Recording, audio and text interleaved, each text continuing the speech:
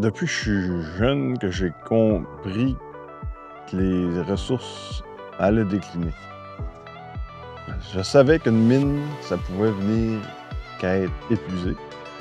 À l'époque, quand j'étais jeune, j'avais aucune idée qu'il y avait déjà des gens qui avaient pensé à ça, que ça avait déjà été approximativement calculé. C'est quelque chose qui il a beaucoup structuré ma réflexion. Je me suis dit, qu'est-ce que ça demandait à nos grands-parents de vivre sans ressources énergétiques? Puis les outils qu'ils devaient utiliser, pourquoi ils utilisaient, puis comment ils utilisaient, ben là, j'ai cherché à comprendre, puis à apprendre comment m'en servir. Bonjour et bienvenue à ce nouvel épisode. On est à la Brec, au lac Saint-Jean, dans la famille de Jonathan et Mélissa. La particularité de leur parcours, c'est que oui, ils font un jardin depuis plusieurs années, Mélissa cuisine, Jonathan bûche du bois, mais leur parcours vers l'autosuffisance, ils en sont à leur début. Et chaque apprentissage pour eux, c'est pour les mener à quand ils vont avoir le temps et l'espace d'être autosuffisants, bien, ils seront prêts. Alors venez avec moi à la rencontre de ces deux beaux humains. Je m'appelle Jonathan Lachance. Je suis propriétaire d'une entreprise d'élevage de vitres Alma. Ça fait 22 ans qu'on a des vitres. J'ai toujours recherché la tranquillité. Être loin. J'aime ça, être tranquille, pas trop de trafic. En fait, je suis pas capable de vivre. J'aime pas vivre avec beaucoup de gens autour de moi. Je cherche un endroit tranquille. Je m'appelle Mélissa, je suis maman à la maison. Ben, souvent, je l'appelle le chalet, fait que je me sens bien comme c'est plus comme je me sens comme plus dans un chalet que dans une maison. Ça n'a pas de nom. On est au chalet, ici. J'ai jamais réfléchi ça. C'est chez nous. C'est chez nous. Puis le potager existe depuis combien de temps? Fait que là, vous avez la maison depuis 13 ans. Ça fait Ça combien? fait 7 ans. Ça fait 7 ans qu'on a commencé. Ça n'a pas été facile. On a eu des débuts vraiment tout croche. Tu veux dire les débuts du potager? Ouais. Ouais. Comment ça a commencé de décider de le faire ou qu'est-ce qu'il y a eu comme élément déclencheur? Faites une réflexion comme de quoi je pense que notre situation sociale va se dégrader. Puis je me suis dit, il faut que j'apprenne à produire moi-même de la nourriture. Il faut que j'apprenne à produire quelque chose. C'est quoi les premiers légumes qui ont fait partie de votre potager? On avait fait les 3 sœurs, OK? maïs, Pour courge, haricots. ouais. Après ça, on a essayé l'aubergine, ça a pas marché. Il était Ben, en fait, on s'est rendu compte de notre zonage. c'était pas Parce que assez l'aubergine, ça demande de la beaucoup de chaleur. chaleur. C'est un peu comme piment puis Ouais. Les tomates, les piments, il y a seulement certaines variétés de tomates ici qui arrivent à rendre une tomate à maturité ils rougissent pas nécessairement sur le plan. à moins dans la serre quand on met nos serres. Quand on a commencé à faire le jardinage, Mélie avait déjà une bonne formation, elle avait des bonnes bases. Elle était capable de me piloter, mais quand on a commencé à s'adapter à notre terrain, à notre milieu, là, on a eu à résoudre des problèmes plus qui étaient en dehors de la formation, que ce soit l'égouttement du terrain, l'alignement des planches par rapport à l'égouttement. Ça, c'est un aspect. Moi, j'ai eu beaucoup à régler les problèmes de mauvaises herbes. Puis là, ben, on sortait des compétences que Mélie. Fait que là, il fallait que je fasse mes recherches, mais aussi, par exemple, la nature du sol, l'amendement. Ça, c'était laissé à trouver des solutions. Puis c'est là que je me suis instruit le plus. Là. On a tout essayé un peu. Le fromage, le pain. Là, j'en fais moins de pain, mais je veux recommencer, parce qu'on en mange moins. Je fais beaucoup, tu sais, des sauces à spag, comme là, j'ai commencé à transformer mes tomates, la la sauce, à pizza. Après ça, j'ai fait, de la salsa. Là, faut que je me trouve d'autres idées pour les autres affaires, qu'il me reste encore des tomates. On aime ça aussi se faire des jus de légumes, bio. Il était dirigé comme ça. Tu sais, il y a eu Ouais, plusieurs c'est ça, parlez-moi de il y a l'évolution. eu des serres, pas de serre, il y a En fait, on s'est fait des tunnels. Au les début? tunnels, on les met quand ça nous tente. On les installe puis on les enlève. L'affaire, on avait une orientation qui permettait un bon ensoleillement, mais un mauvais drainage. Puis là, il a fallu qu'on raisonne notre, notre orientation, disons ça de même, pour contrer le problème de l'eau. Ici, L'eau s'accumulait. l'eau s'accumulait, puis on n'était pas capable de travailler notre sol. C'est pour ça Au qu'on début, est on en voulait des planches plates, puis c'était pas notre réalité faisait qu'on n'était pas capable. Fait qu'on a. J'ai vu quelques années, j'ai acheté un BCS. Puis on a tout viré ça de bord.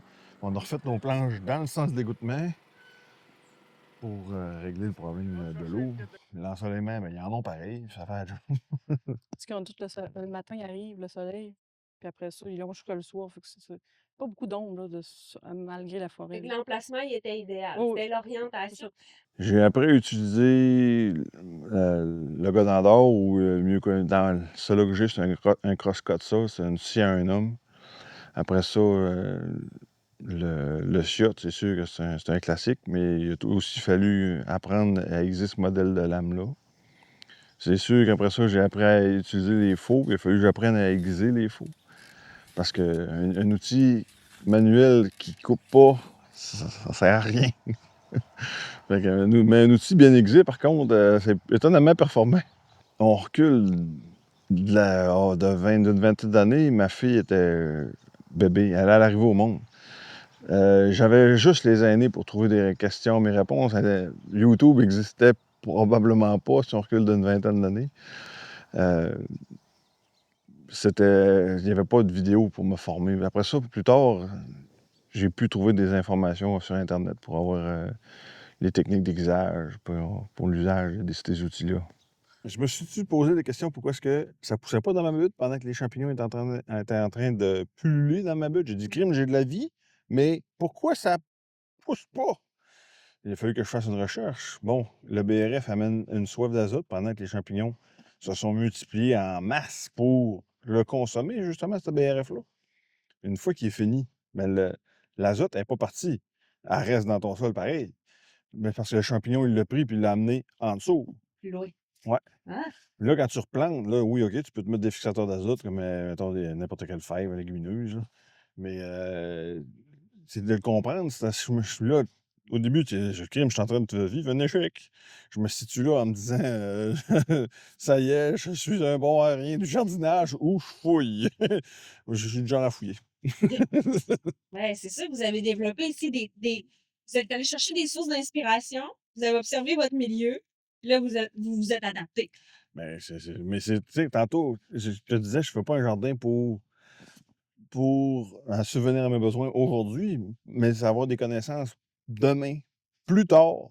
Là, aujourd'hui, je dois faire des erreurs et régler les problèmes qui viennent avec les erreurs. Puis là, on a vu aussi qu'il faut cueillir les carottes pas trop tard, parce que sinon, il y a de la mouche à carotte qui s'installe. La fameuse mouche de la carotte. L'année passée, c'est quasiment au gel, mais j'ai même On arraché a un récolté gel. au gel, ouais.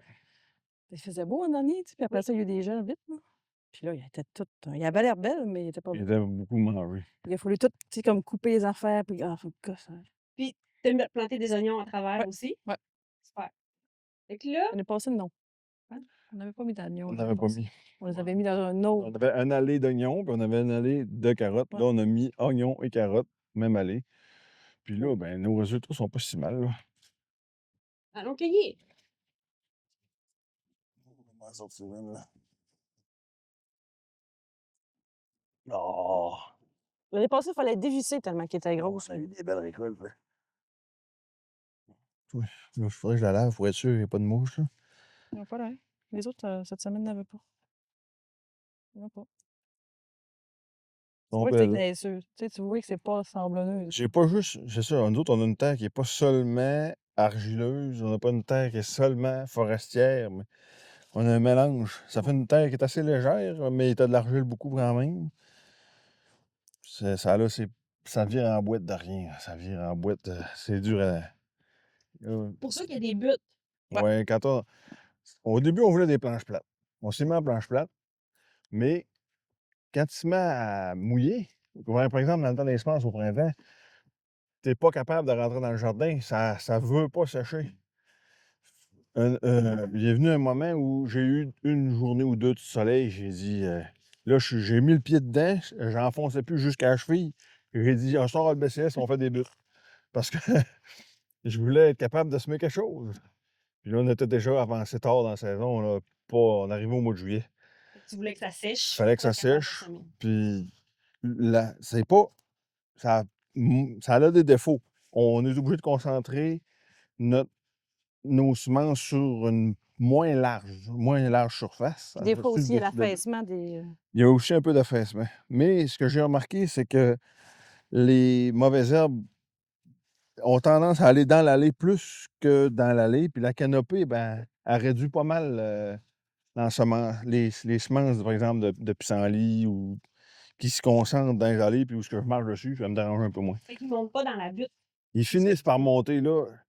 Ça change un peu les processus de travail, disons. On va faire notre désherbage, un désherbage vraiment intensif au printemps. Ouais, très correct. On sort la grelinette, puis les binettes, puis on fait un ménage. Là. OK. Ouais, c'est un peu. Tout, Ils sont pas agréables. c'est une famille. On ne sépare pas les familles. Mais nos problèmes nous amènent à nous obliger à s'adapter, Ouais. à réfléchir à notre ouvrage aussi, vers la table, vers le manteau, vers ce que tu veux. Un animal, on fait tout avec ça. Là. Je veux dire, on est capable de transformer un animal en boucherie, il n'y a pas de problème. Dans la cuisine, rendu, ben, on fait boucherie en famille. Mais mais c'est Mélie qui s'occupe de la transformation en dernier. Là. Ben, on le sait, tout l'ouvrage que ça fait en arrière de manger de la viande. Fait que ça nous conscientise à tout l'effort qu'il y a en arrière de manger un poulet dans une barquette ou. On sait la chaîne en arrière. Là, j'essaie de, tu sais, mettons, les os, de faire un bouillon avec, tu sais, j'essaie de transformer. Ou j'achète 3 poulets, mettons, chez Costco. J'ai des bits toutes toutes cuisses. Là, je les mets sous vide, les poitrines ensemble, les ailes ensemble. Fait que là, je me fais comme toutes des choses comme ça. Ça fait pas juste, j'ai un poulet rond que je fais cuire, puis maintenant, ça vient talent. Fait que, tu sais, ça coûte moins cher aussi quand tu prépares ton poulet que si tu achètes une barquette de poitrine désossée, là, ça va coûter plus cher. C'est sûr qu'au début, il a fallu qu'on apprenne. Mais enfin, j'avais déjà eu des bonnes bases. Je veux dire, j'ai grandi, on faisait boucherie, fait que là, j'ai grandi comme ça. Quand on allait à la chasse avec mon père, on transformait le gibier. Fait que j'ai grandi comme ça. J'ai appris comme ça. Puis après ça, on s'est formé. Quand on avait des nouvelles espèces à transformer, ben là, j'allais dans les livres. Des fois, on a eu des agneaux à transformer. Ben, quand on ne savait pas les découpes, on se formait. On allait chercher l'information d'un livre. Ben, en fait, moi, j'ai toujours pensé qu'un animal, si la plupart des gens devaient abattre eux autres mêmes leurs animaux, puis qu'ils l'avaient élevé eux autres mêmes,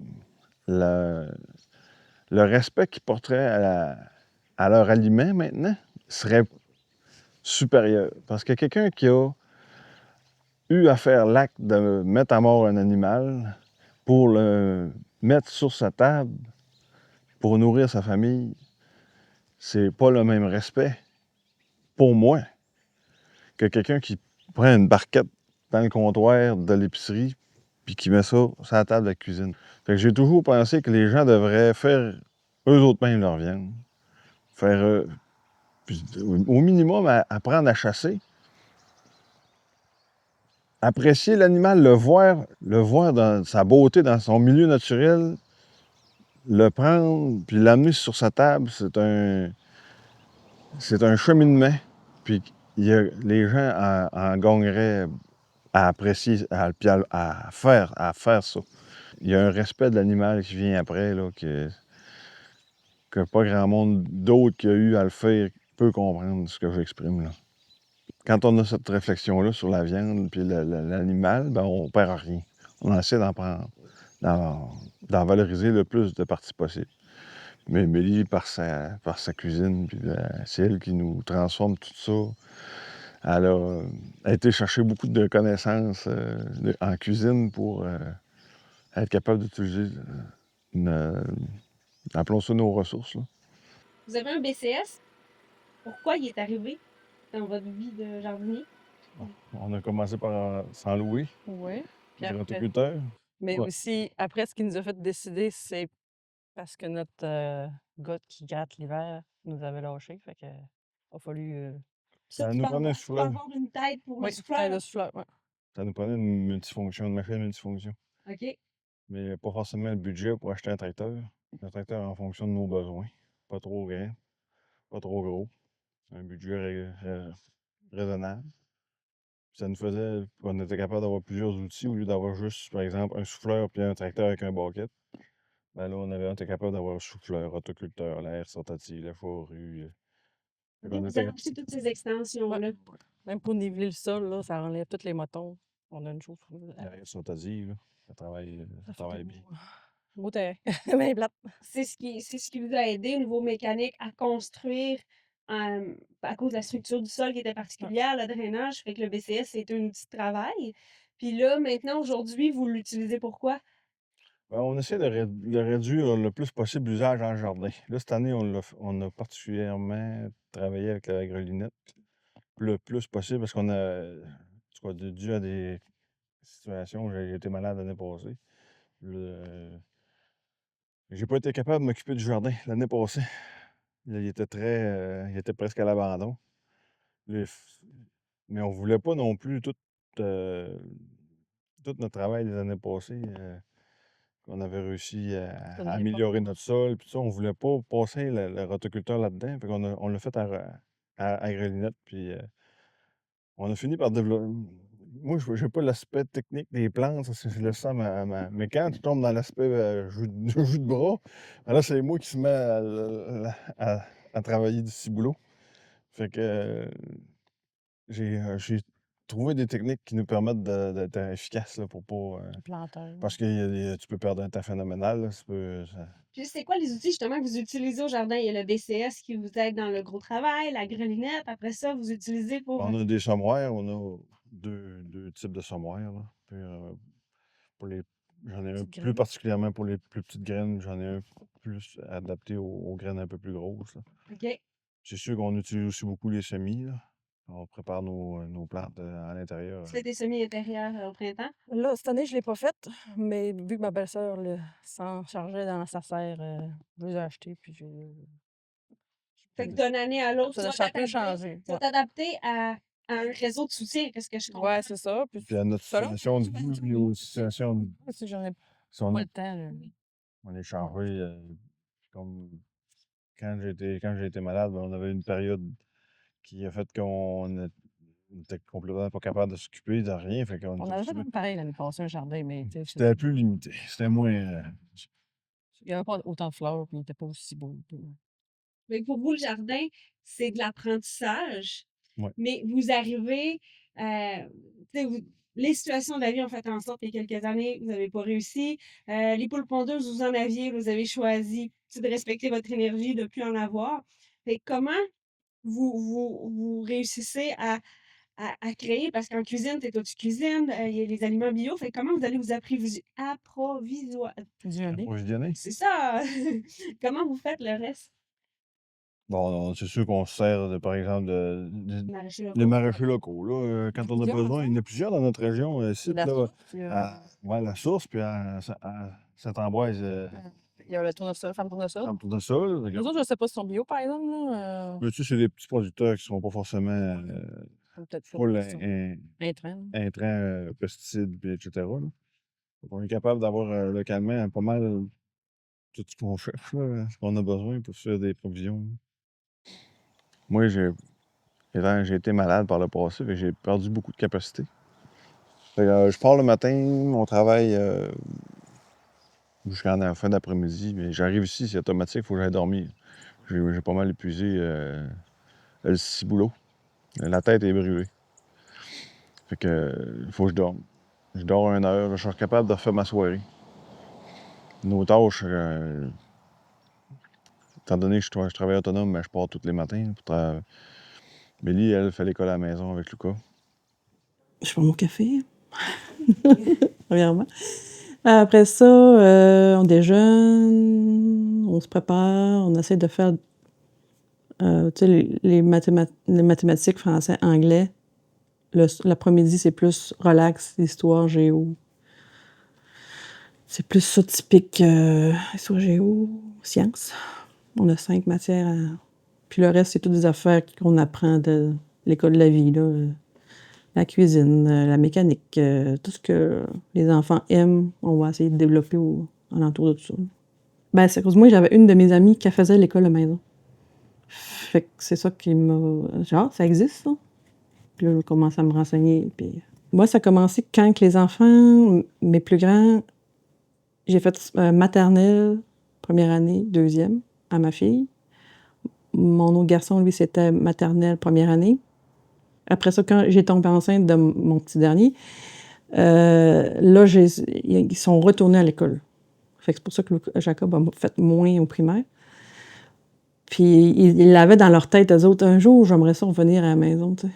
Puis je leur ai dit, faites 1 an au secondaire pour voir c'est quoi. Puis après ça, vous déciderez si vous restez à la maison ou aller à l'école. Fait que les deux ont voulu revenir, c'était sûr. Mais je voulais au moins qu'ils voient le contexte de c'était quoi l'école au secondaire, parce qu'ils avaient vu le primaire. Puis Lucas a fait son primaire au complet. Lui aussi, il s'est dit un jour, je veux venir à la maison. Ah non, il a fait, à cause de la pandémie, lui, qui est revenu, il a fait 5-6. Puis il a fait son secondaire 1. Puis après ça, Je trouve ça pas mal plus relax. L'école à la maison, tu peux modeler ton horaire, puis tout ça. Tu peux faire des maths un peu quand tu veux, tu sais. Dans l'après-midi, je fais plus de la science, des trucs que j'aime plus, là. Ben, l'entretien dehors, ça compte comme l'école, là, mais mes parents le comptent, là. Nos tâches de travail sont réparties de façon assez naturelle. T'as-tu le temps de faire telle affaire? Oui. Toi, t'as-tu le temps de le faire? Non. Ben, c'est le même que Mélie, ouais. Puis moi, on fonctionne, là. Si je travaille temps plein, Mélie, elle a choisi de rester à la maison. Puis,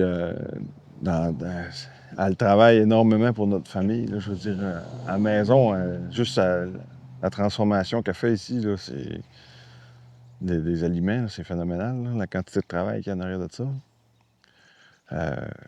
Le partage des tâches. Quand on commence, par exemple, tout ce qui est aspect physique, là, c'est sûr que je suis toujours impliqué. Quand on prépare le jardin, Amélie, elle prépare le plan de jardin, mais c'est moi qui fais les planches, qui prépare les planches. Puis après ça, quand on fait les semences, c'est moi qui les fais. Mélie, il me donne sa feuille, puis moi, je m'en vais au jardin, puis je mets les graines où ce qu'elle m'a dit, telle planche, la numéro 4, c'est telle, la numéro 5, c'est telle, la numéro 6, et ainsi de suite. Quand vient le temps de la récolte, ben là, ça se fait plus progressivement, fait que c'est Mélie qui y va. Elle y va à mesure. Bon, ça, c'est mûr, ça, c'est pas mûr, Alice.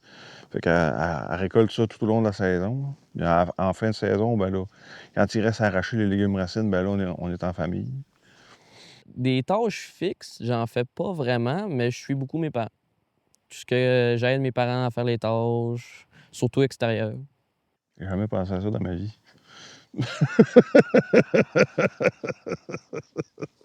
Je suis pas le genre de gars qui se pose des questions quand il est le temps de travailler. Je me lève puis je fais la job. Oh boy. En fait, c'est d'avoir du temps pour soi et sa famille. Pour moi, c'est ça. Là. T'as du temps ou t'as de l'argent. Mais moi, j'aime mieux avoir du temps. ben moi, c'est avoir quelque chose à manger, un toit sur la tête, puis être bien. Ça revient à la raison pourquoi je fais un jardin. C'était pour apprendre à régler des problèmes. Pendant que là, je suis capable d'aller à l'épicerie si je n'en ai pas. Mais si j'apprends pas à régler, par exemple, le problème des mouches, il a fallu que je trouve un moyen de m'adapter. Pourquoi est-ce que les mouches de la carotte venaient? Ben là, il y a une question de temps de récolte. On peut mettre des plantes compagnonnes pour réduire les mouches. Ça, c'est un aspect, mais que ce soit le drainage, que ce soit plein d'autres problèmes. Ben, fallait tout faut tout apprendre à les solutionner. En fait, là, apprendre. Désirer apprendre, puis désirer faire des recherches. Pas se laisser intimider par le fait d'avoir à fouiller, à faire des essais, se révéler, faire des erreurs, puis avoir à s'améliorer. Parce que tu ne seras pas bon demain matin. Un potager, ta terre n'est pas optimale la première fois que tu prends un terrain qui n'a jamais été cultivé pour en arriver à la faire produire. Il y a un processus, puis tu vas avoir des solutions, puis des problèmes à résoudre. Que ce soit pour les outils, c'est la même chose. C'est pas tes premiers affûtages qui vont être optimales. Puis là, tu vas essayer ça, puis tu vas te dire « Oh, ça tire d'un bras, ça n'a pas de bon sens. Qu'est-ce que je fais de pas correct? » Pose des questions, cherche. Une fois que tu as trouvé la réponse, applique-la, utilise-les. Après ça, tu verras. Mais faut pas avoir peur. Pas se laisser intimider. Fonce, puis oublie ce que les autres te disent. Alors voilà, c'est ce qui met fin à cet épisode. J'espère que comme moi, vous avez été charmés par Jonathan et Mélissa. Je vous invite à écrire dans les commentaires vos impressions et puis à être présent pour un nouvel épisode. Je me sers des médias sociaux, de l'Internet pour aller chercher l'information, mais je n'attends pas l'approbation ou je n'ai pas je recherche pas le regard des autres sur ce que je fais. Comme je disais, je le fais pour apprendre, je le fais pour m'améliorer, mais je le fais pas pour les autres. Puis j'en attends pas leur approbation. Fait que vous me trouverez pas.